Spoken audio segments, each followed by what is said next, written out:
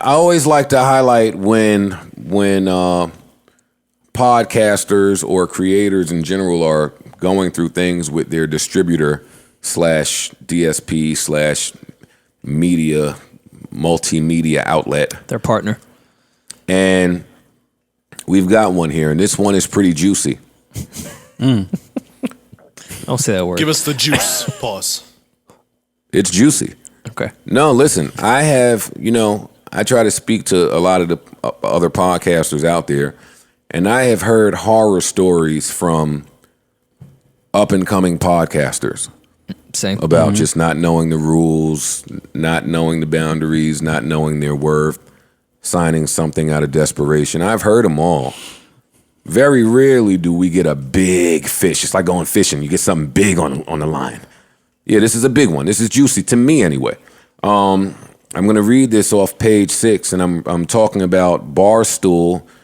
Hey, Dave. Barstool and their Smash podcast, Call Me Daddy. Are any of you familiar with that? I've never listened. Familiar with the name. I've never listened, but I know what you're talking about. Well, when I and we were being courted by Barstool is when I got wind of this podcast. And there were 2 young white girls that just sat around and talked sports shit in a very white girl type of way. Both attractive girls. The show was a hit from the moment they started it. Yeah. From the second they did it, it was the biggest show there, gained a huge audience, and they were cracking shit. And that's how I learned about them, through that courtship. But I'm going to read this from the New York Post. It says the hosts of raunchy hit podcast Call Her Daddy claim they're being heinously oppressed by sports media behemoth Barstool Sports, which launched the show. Barstool has defended itself to page 6, telling us it made them into quote-unquote superstars using its $1 million marketing machine. Before I even read any more, we've heard this before. Yeah. How we feel about this may be different, but yeah, this is the same as our Mace Puff argument. This is the same as we've just heard this story before about, hey, I got this shit popping. No, you didn't. I kind of got it popping with my multi-million-dollar marketing machine. You didn't do shit. You're just talent. Anyway, I continue. It says Alexandra Cooper and Sophia Franklin, who launched the show in 2018, have stopped recording the weekly podcast and launched the Free the Fathers hashtag, suggesting they're being imprisoned or even enslaved by the company. But someone leaked their contracts to us. But someone, hint, leaked their contracts to us, and industry insiders who reviewed them tell us the deal is actually pretty sweet for a new podcast with unproven hosts. There we go. That's the second method that they always go to. Unproven hosts. Who were you before you got here? You were a nobody. Yep. Oh, God, I hate it. The contract says that they're each making $75,000 annually as a base salary, going up to $100,000 after 3 years, with an additional $2,500 an episode. Dig this: for every 10% of listeners that can pull in above their average, above their average. The deal adds up to a steady 6-figure take-home. Insiders estimate. Would you like to chime in now, or should I continue reading? Continue reading. But we're told that the real money for the pair is in TV and book spinoff deals, which they can't cash in on. Duh, guess why? Do I have to read the next sentence to you guys? Because they own You fucking right. Of course Barstool owns it. The financer normally owns it. Yep. Which they can't cash in on because Barstool owns the show's intellectual property, such as its name, logo, and concept. Well, do they own their likability, though? Because that'll change. You can't do the Call Me Daddy book or whatever it is. Do they own their likability? No. Their likeness? Their likeness, whatever it is. No, Barstool owns all of that as it pertains to Call Me Daddy. It says, if I was their agent, I'd tell them that now is the time to get out of their deal or renegotiate it, said one. They're huge right now. You don't want to wait until after your moment has passed. Barstool rep tells us, in the case of Call Her Daddy, we took a risk on unproven talent and put the full resources of Barstool Sports and our $1 million marketing machine behind them to make them huge.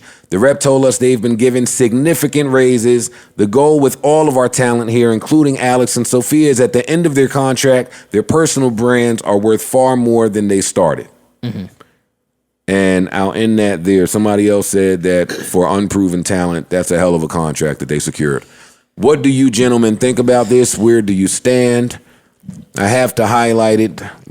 Well, here's the thing. Who Yeah, created the show? I don't know much about. I'm with Parks there. I don't know much about who they are, and was this a podcast prior to? Did Barstool adopt this when they had maybe low viewership? Or did Barstool just find Barstool, you're to my funny knowledge, chick, created sports.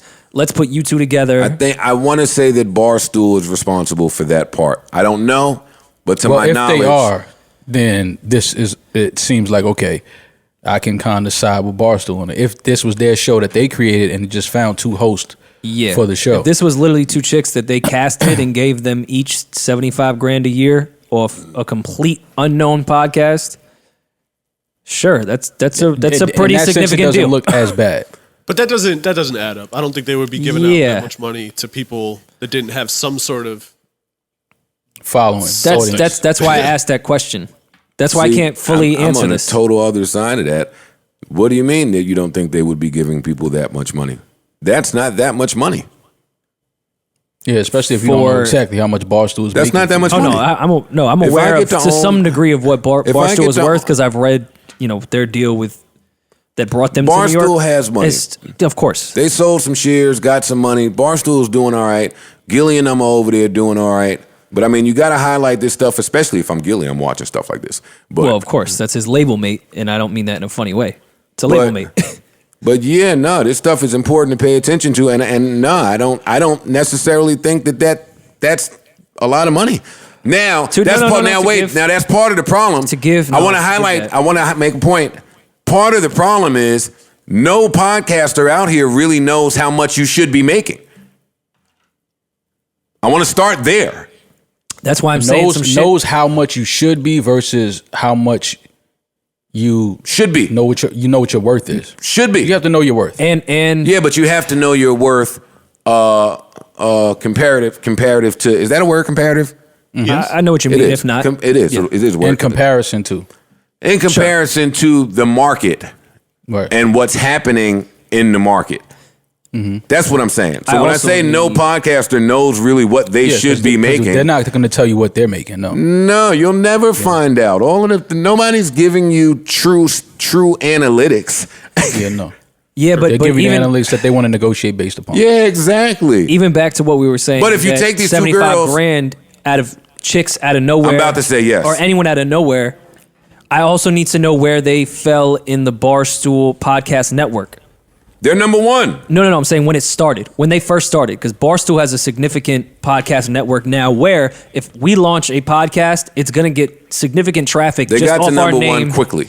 Okay. So I'm still saying I'm not so we much got to side, number one quickly. Yeah. Not to side with Barstool or with those girls. $75,000 off. You shouldn't take a salary deal off that to begin with, but that's a significant amount of money. You can't if this tell is the nothing. white girls not to do that. You can tell anyone not to take anything. Podcasters out there are quitting their jobs if their podcast is going to pull in $75,000 to $100,000 a year. As I'm said, no. The key word there was salary. If you can bring that in with ad revenue, fuck you. But if you're going to put me on salary Rory, on something that's Barstool, see, and this is where you and I normally go awry, and I always say that this is white privilege from you. Why you think that they get ad anything?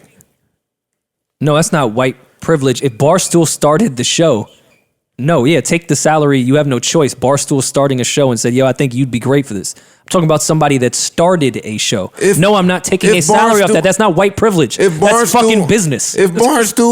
But that's not how the business is happening out here. For me saying shut up and take a salary is not me being white privileged. What I'm saying is if Barstool didn't create the show, if these two young ladies created the show, brought it to Barstool, it popped off with Barstool's marketing and their finances behind them, and Barstool is outsourcing or the fucking procuring the ads. Well, I'm asking from a network standpoint, where were they with their network? We are not. We know Barstool was getting ads for their platform before these two white girls got here. Of course. Yeah. No. I'm asking Yeah. where they was at with their podcast network. I keep saying the same thing that you're not addressing. I can't answer that because I don't know where Barstool's podcast network was. If Barstool puts out a fucking podcast now, it's getting mad traffic because of their network. But I'm trying to teach you something right now. Who cares where the network was? Because that's the duality that's at stake right now. It's the podcasts that are actually performing versus the podcasts that maybe aren't really, but they got a whole bunch of ad money coming in. We're gonna have that real talk soon. Well, then let me then let me teach you something there that's not privileged. If I end up becoming the number one shit and I'm on the same salary as a podcast that's not doing shit, I made the wrong fucking deal. Rory, welcome. No, I know that. Yes. Yes. Where are we different here? Oh, because you're saying I made the wrong fucking deal. I'm saying that's something that the podcaster normally has to sit with themselves. Because typically we make the wrong deal. It's Most of us out there have a wrong deal or two in our history. It's a new blueprint. And these are two young girls who I'm assuming have never done this before. I don't know their history.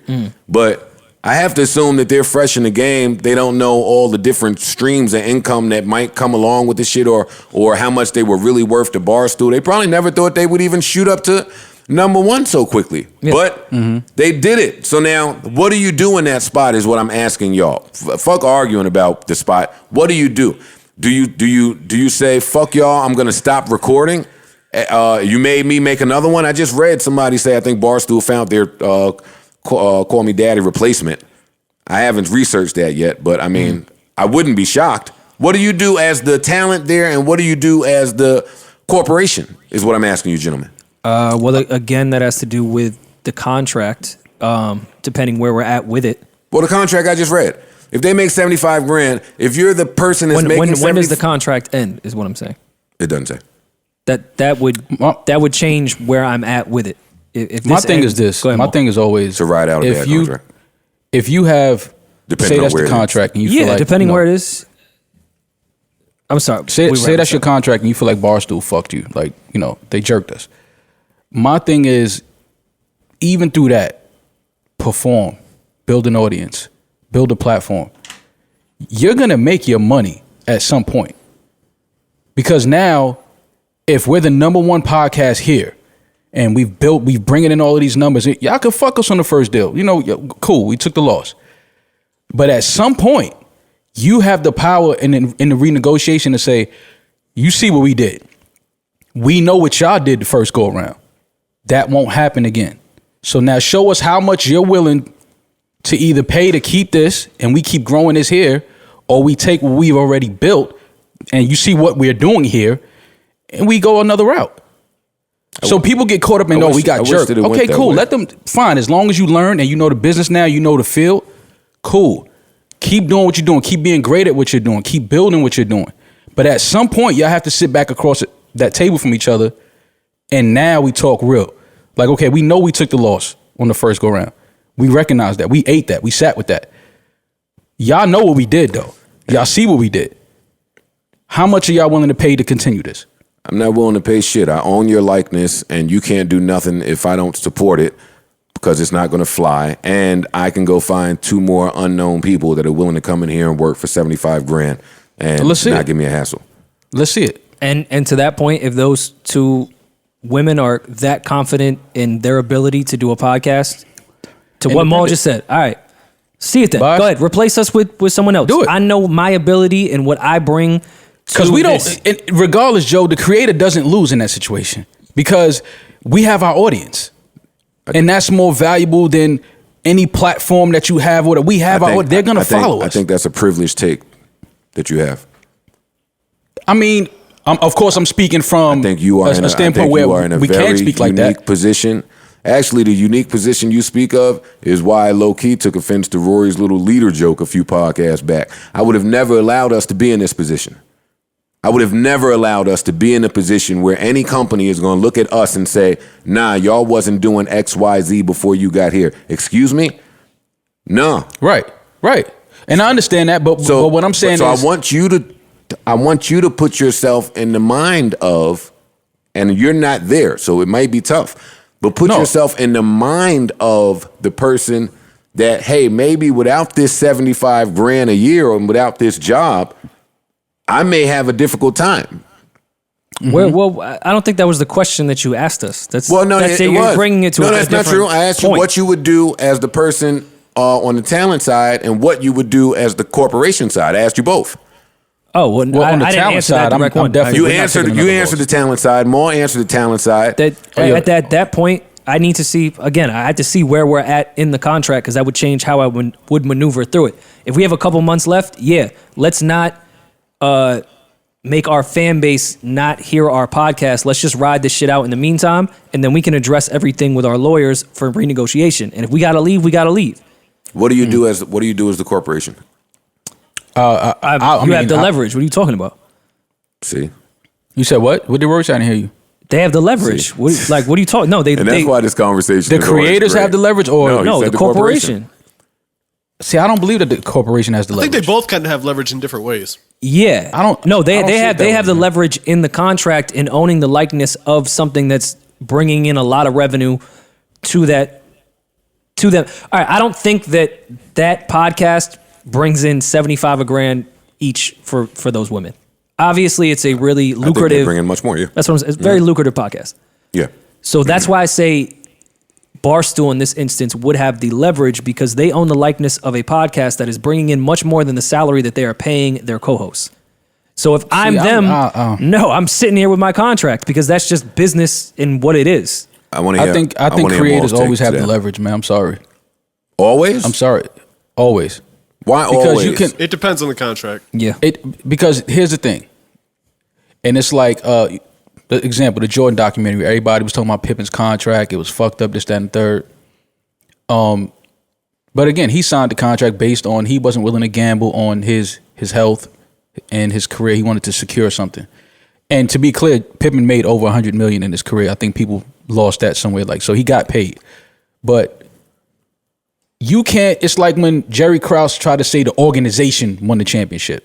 And Mike was mad at that. Like Mike was like, what? Like, no, the players won. Like we went out there and we did the work. So in saying the Bulls have the leverage, no, they don't. Because if you don't have a creator like Michael Jordan or a creator like Scottie Pippen or a creator like Dennis Rodman, there's no success there. Now you can gamble and try to go find, these creators somewhere else. And how many years are you going to be trying to find something that's going to work and actually be successful? Are you willing to do that? Because you can go out and find somebody to sit in the seat and do a podcast. Is it going to be successful? I just want to chime in. I can 100% answer that in July. Well, okay, we can answer that in July. But what I'm saying is, I don't think that the companies always have the leverage. I'm sorry. I think that you can have a platform, you can have this nice office space and all of this.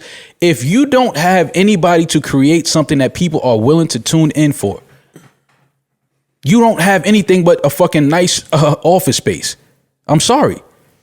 Well, so I'm always on the side that the creators always have the leverage. If you cannot put somebody in these seats to create something, to build an audience, to create a viewership or whatever. If you cannot put these people in these positions, what good is having this money for this company and this staff and all this shit if you don't have any creators? The creators always have the leverage. I'm gonna always say that the creators and the talent have the leverage. Always.